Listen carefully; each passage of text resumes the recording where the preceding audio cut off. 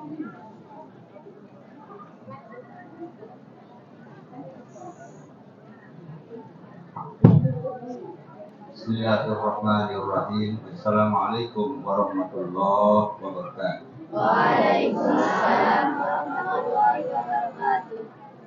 Saya hormati Bapak Camat, Bapak Kades, para pemimpin organisasi Nahdlatul Wathon, pemimpin madrasah, jamaah Nina atau jemaah Muhammad. Alhamdulillah masih kita diberikan sehat walafiat oleh Allah Subhanahu wa taala nggih. Sehingga kita bisa bersilaturahim pada berdait dalam kesempatan yang bagus sambil kita memperingati hari kelahiran Rasulullah Sallallahu Alaihi Wasallam. Ini adat perayaan Maulid ini adat si bagus. Mudah-mudahan akan meningkatkan kecintaan kita kepada Rasulullah Sallallahu Alaihi Wasallam dan cara meningkatkan amal ibadah yang disyariatkan, yang dianjurkan, yang diperintahkan oleh Allah melalui junjungan kita Rasulullah Sallallahu Alaihi Wasallam. Ia tujuan di negara lain. Jadi menara mengeritik, tidak apa-apa, kritik saja ya. Tetap kita akan melakukan perayaan Maulid kita. Pada tahun ini disebut tahun 1445, Pak Camat ya? 1445. Berapa usia Rasulullah Sallallahu Alaihi Wasallam sekarang? 1445 harus ditambah 53, ya, ditambah dengan jadi kalau 1445 ini bukan usia Rasulullah Sallallahu Alaihi Wasallam, tetapi ditambah dengan 50 tahun, ya. Jadi berarti usia Rasulullah Sallallahu Alaihi Wasallam sampai hari ini adalah 1485. Itu cara menghitungnya, gitu. Karena perhitungan tahun hijrah itu dimulai ketika Rasulullah hijrah pindah dari Mekah ke Madinah. Berapa usia Rasulullah waktu itu? Nah, ini cara kita ya, 53 tahun, bukan 50 tahun, 53 tahun. Ini yang kita meriahkan, yang kita kenal, yang kita ingat sekarang, ya. Muhammad Sallallahu Alaihi Wasallam kalau di Mekah atau di Madinah itu dipanggil Abu Qasim. Bukan dipanggil Muhammad, tapi Abu Qasim. Cocok isi adat dengan sasak gitu. Menurut anak pertama misalnya jelas dipanggil Pak Ali, tetapi ama Asrul. Ini cara kita, cara sasak ini hanya ada di dunia, mengikuti cara di Arab, ya, negara atau tempat lain. Nggak ada. Ama Ahmad, ama Amin, ama Asrul, itu kita mengikuti cara Nabi, cara di Arab, negara, pulau lain. Nah, ini kehebatan dengan sasak, ya. Karena itu nurut mama ini adalah nasab dalam Islam. Muhammad bin Abdullah bin Abdul Muttalib bin Hasim bin Abdi Manaf bin Kilab bin Nazar bin Lu'ay bin Galib, terus sampai bin Adnan sampai bin Ibrahim. Jadi ada nasabnya pakai nasab laki-laki, ini Islam. Ini yang kita kenang pada hari ini.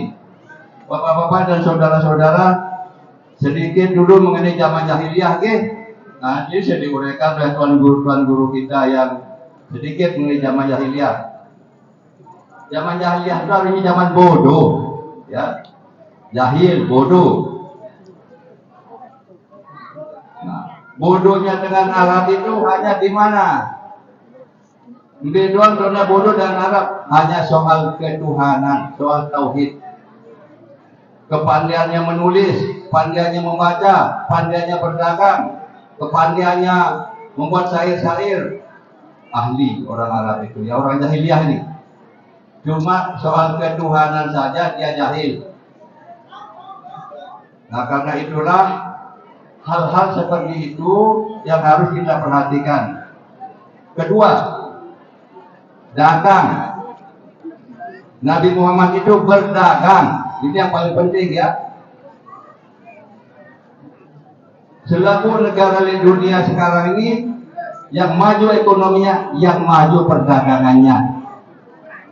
Selaku di dunia, lamun maju perdagangannya, majuan negara itu. Nabi Muhammad memajukan pasar. Saya ikutin di Lombok Timur selaku pasar saya bangun lain. Supaya dagang maju maksudnya ya. Kita besarkan jalan ini juga supaya dagang maju. Karena rencana lain setelah jalan ini besar ada jalan dari Serong terus turun Lek Mamat agarlah perkembangan ekonomi perdagangan maju. Itu jadi kira-kira dia bagus menurut Nabi, tetapi semangat berdagang itu maksudnya perdagangan. Singapura itu dek nara bangkat saya telepon dek nara kebon, dek nara tambang, dek nara minyak, lagu mobil pun kaya karena ia berdagang. Karena itu perdagangan negara pemerintah kalau tidak maju, tidak memajukan ekonomi, jangan harap akan maju negara itu. Itulah yang kita ambil contoh-contoh yang dijelaskan pada kita di dalam sejarah, dalam sirah Rasulullah SAW pembangunan ekonomi. Jangan mengira Rasulullah tidak mengatur pasar. Pasar Madinah itu diatur oleh Rasulullah. Ada kepala pasarnya, ada sekretaris pasar, ada catatan. Kalau sekarang ini apa? Pasarnya kotor, ya. Gak boleh pasar kotor. Makanya tidak berani orang berdagang tuh.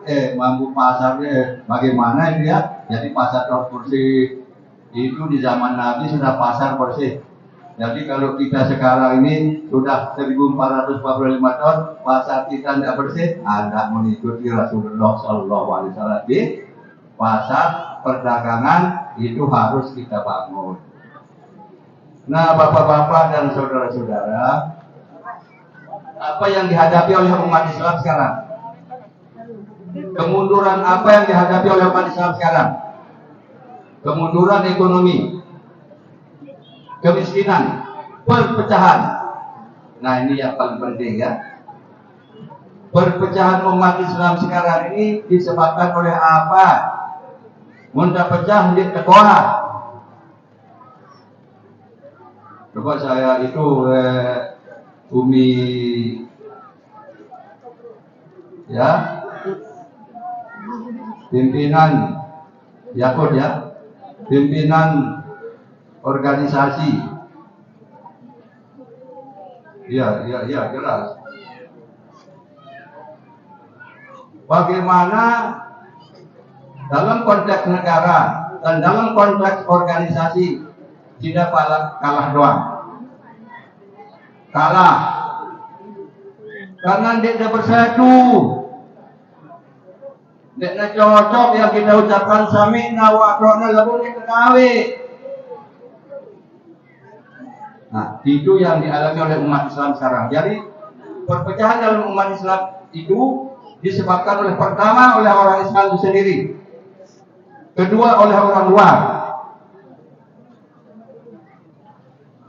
Sedikit-sedikit bersual, sedikit-sedikit bersiap, sedikit-sedikit saling saling jatuhkan. Ini antara sesama umat Islam.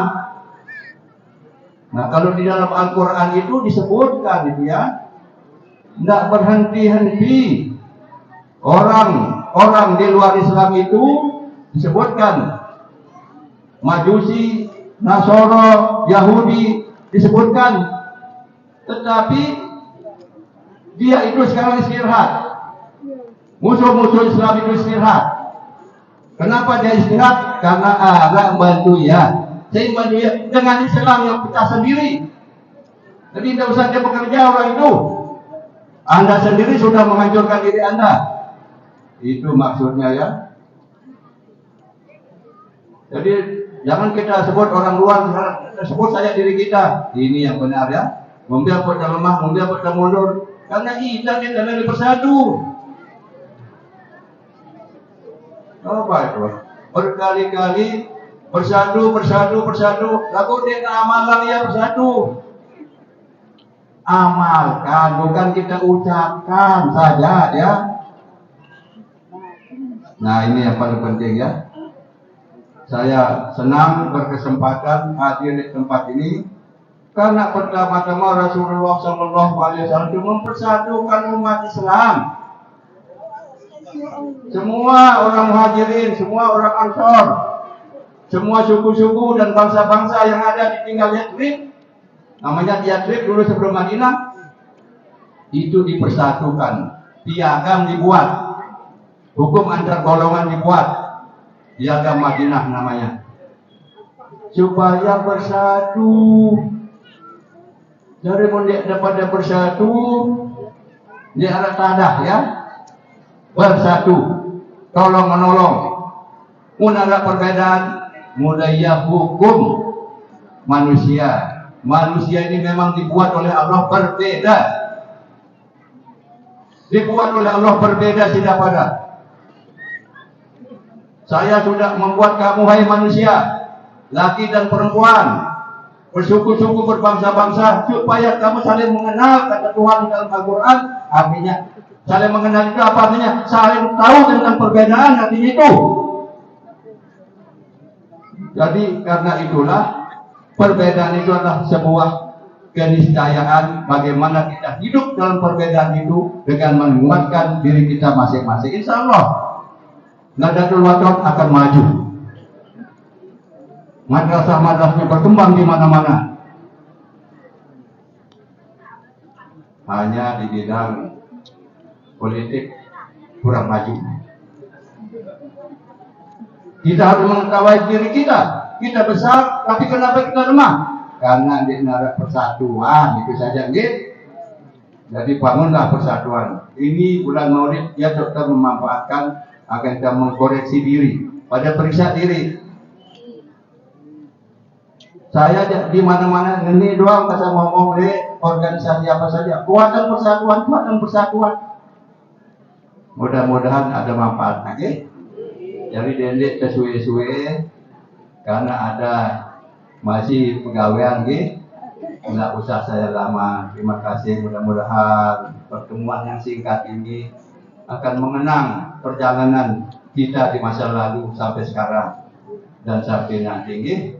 Tetap sehat walafiat, kuatkan persaudaraan baik di dalam organisasi, di dalam negara, satuan negara kita, daerah kita, di organisasi kita gitu. Kasihan kalau tidak kita bersatu.